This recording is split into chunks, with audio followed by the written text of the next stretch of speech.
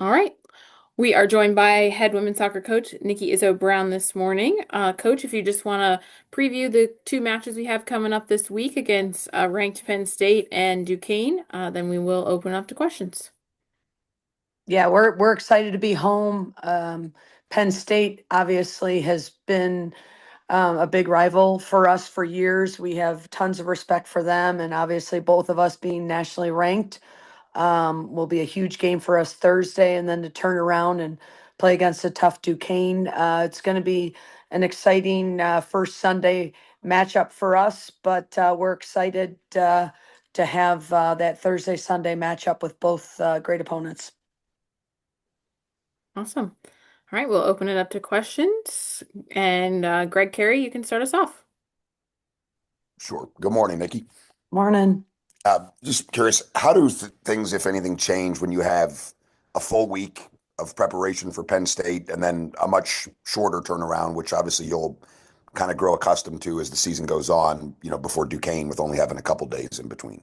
Yeah, it's a really big effort for my assistants.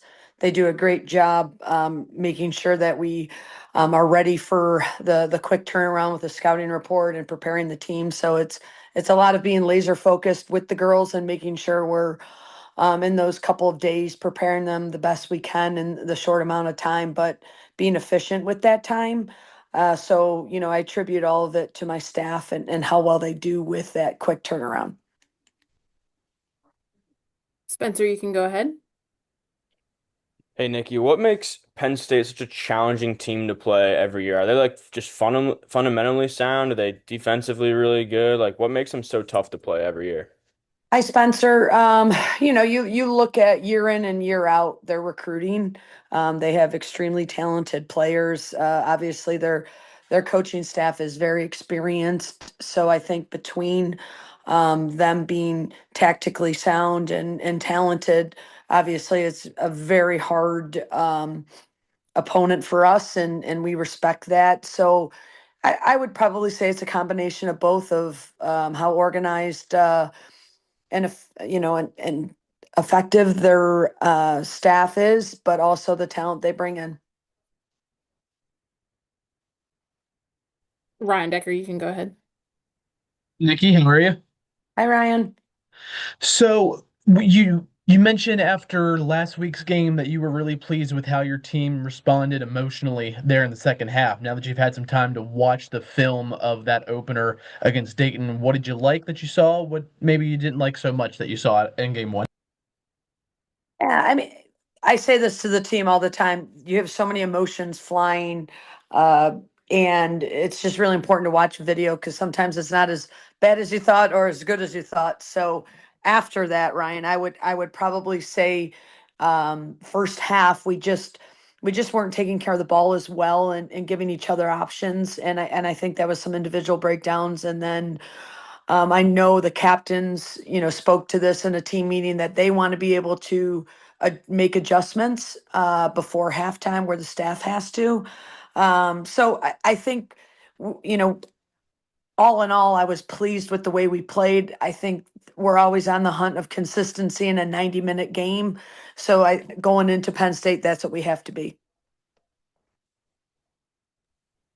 Greg, you can go ahead. You had mentioned that, Dayton obviously sought out your national ranking. Now with, both you guys and Penn State having one, how does that work? It seems like an equally important match for both teams, but is there any more motivation from your side knowing that, if you're able to get this win, it'll likely be something that you're able to kind of stamp on your resume? For sure. And I mean, back in 95, I love the underdog pep talks and the underdog mentality because, you had nothing to lose. And when you go into a game like Penn State, where you're both nationally ranked, I think it kind of evens out that mentality where you're like, okay, we want their ranking, they want ours, we want to move up, we want those RPI points for postseason play. So there'll be a lot at stake where I know our team did respect the A10 champion of Dayton, and Dayton's going to have a great year. But it's a little bit easier when you see a national ranking behind a team, to get a little bit more motivated. Ryan, go ahead. Nikki, just to follow up on something you said earlier, you said the captain spoke up in a meeting that they want to be able to make adjustments, it sounds like, before maybe even you or your assistants get to speak. Can you go into that a little bit more, like how those captains are stepping up and taking charge here really Yeah, early in the year? for sure. So we know there's no timeouts in soccer right now. And during those 45 minutes, the captains really wanted to be able to make adjustments on the field and, be able to coach because they have to, during a soccer match. So I think they were talking, more about in play and being able to collaborate on that during that first 45 minutes. And then I'm very lucky where, a Naima and an Abby have had a lot of leadership coming into this season, and then you got Gianna.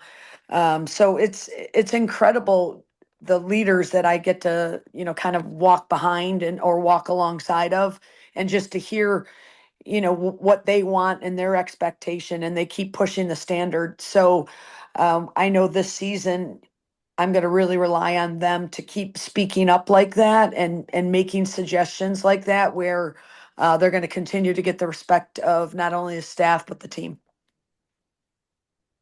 Spencer, go ahead. At what point in the game do you like realize, okay, the team is coming out a lot faster today, or they have a lot more motivation today? Is it like the winning like a loose ball, or at what point do you kind of realize, okay, the team has it today? Um, my team or the opposition. No, your team, your Okay, team. sorry.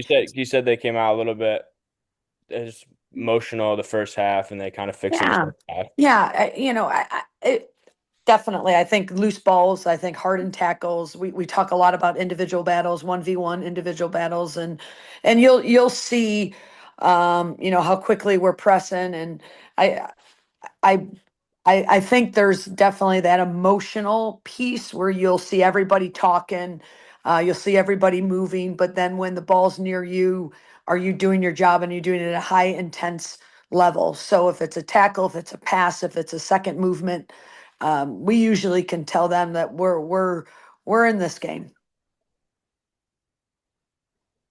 All right. Any other questions for Coach? All right. We will wrap it up there. Thanks so much.